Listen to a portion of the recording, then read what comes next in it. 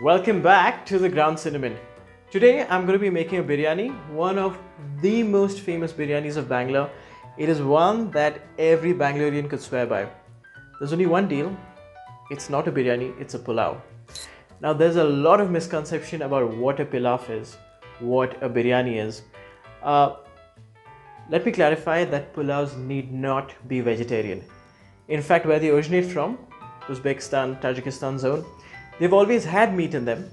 And today I'm going to show you a meat pilaf that's going to blow your mind. It's the most delicious meat pilaf and the flavors are out there, they're outstanding and you're going to love it. Let's get straight into it. So to make our biryani, I'm going to say pulao from now. Right. So I'm going to start with the primary ingredients. I have 1 cup of basmati rice and this has been washed a couple of times. You really want to get rid of that surface starch. So later your rice doesn't stick and comes out nice and fluffy. So onto this, I'm going to add enough water to cover it and I'm going to soak it for at least 20 minutes. Next, the meat.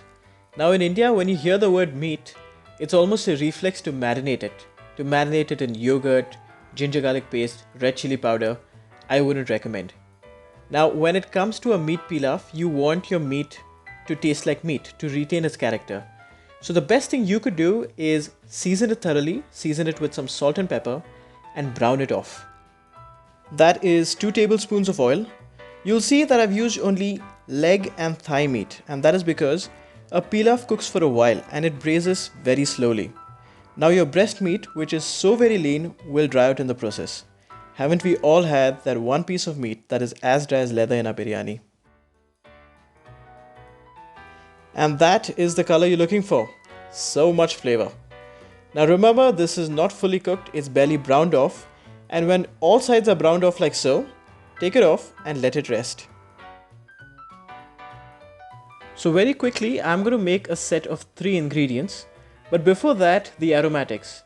So for 1 cup of rice, you're going to need 1 whole onion, small diced, half an inch of ginger, and 2/3 of a tablespoon of tomato paste. Now you could replace this tomato paste with 1 whole tomato, but tomato paste has more flavor. It also helps you control the moisture content. Moving on to making our 3 sets. The first set is made of powdered spices. It has 1 tablespoon of coriander, a tablespoon of cumin and a teaspoon of turmeric. This is also known as a very basic curry spice. The next is made of whole spices. It has 1.5 inches of cinnamon, 3 cloves, half of a star anise and 3 pods of cardamom. Now remember to puncture your cardamom before you use it. If not, when it goes into the hot oil, it's going to pop and splatter all over the place. Into this mortar and pestle goes the 3rd set. In this, we are going to make the most fragrant, the most aromatic paste, which is at the heart of this pilaf. It's made of 5 cloves of garlic and a bunch of coriander. Along with this, you'll need a teaspoon of dried mint and half a bay leaf. Now, if you want to replace the dried mint with fresh mint, you'll have to triple the volume. That would be a tablespoon, which you could add directly into the mortar and pestle. Now you'd also see that there are no green chilies and that is because I am no fan of heat.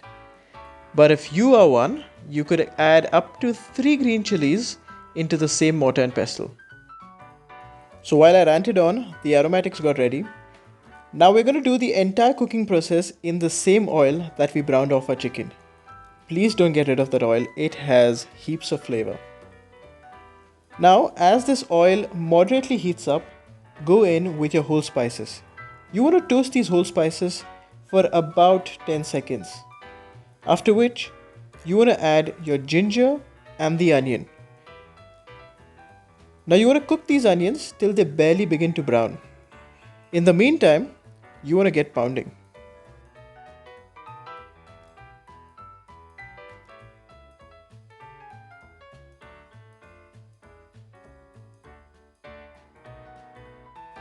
The onions have begun to gain some color and it is at this point you want to add your tomato paste. Now before you add anything else, you want to cook off this tomato paste completely and that should take about 2 to 3 minutes. After that, you want to add your dried mint and half a tablespoon of the curry mix. Toast the curry mix fully, and that shouldn't take more than 20 seconds. After which you want to add the coriander mixture.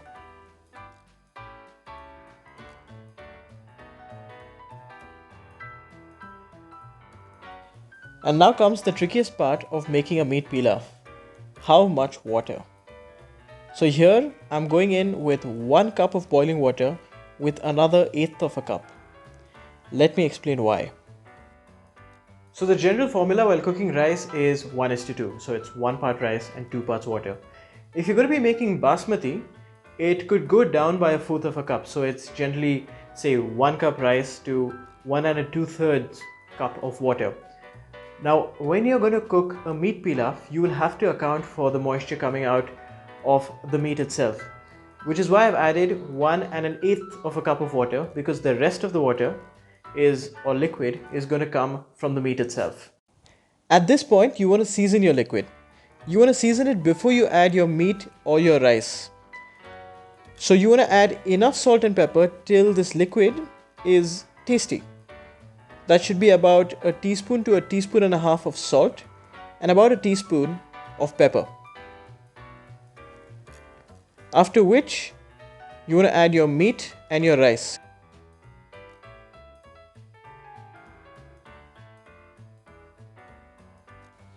Give it a stir, after which you want to wait for the liquid to come to a boil before you place the lid on.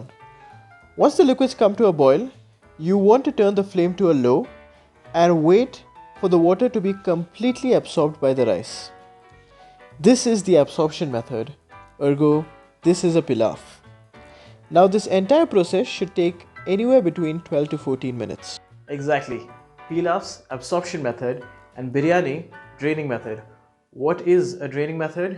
I will show you in the very next episode. It's been 14 minutes and I know that the pilaf is completely cooked. But do not touch it for another 20 minutes.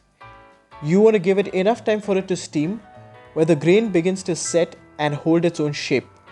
Right now, the grain is extremely fragile.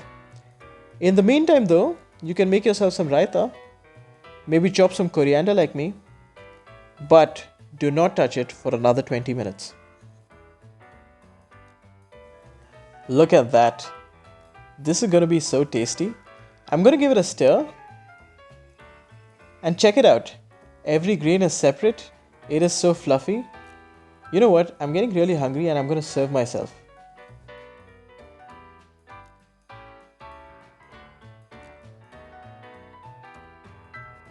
And nope, I don't need raita. You know why? There are no green chilies. So this biryani pulao, whatever you want to call it, it is delicious.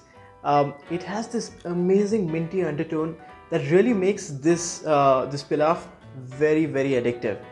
Now there's a final misconception that I would like to clear, and that is pilafs are easier to make than biryanis, and that is not true. In fact, pilafs are a little more tricky because of the whole water deal that we did, but follow what I told you and you will get it every single time. Remember, this was for 1 cup of rice. You can scale it accordingly. That's the reason I made it for 1 cup of rice. 1 cup of rice. This works perfectly for a cute 3-member family. Do try it at home. You guys are gonna love it, and do let me know if you liked it. And if you liked this recipe, do like, share and subscribe. Thank you so much for watching.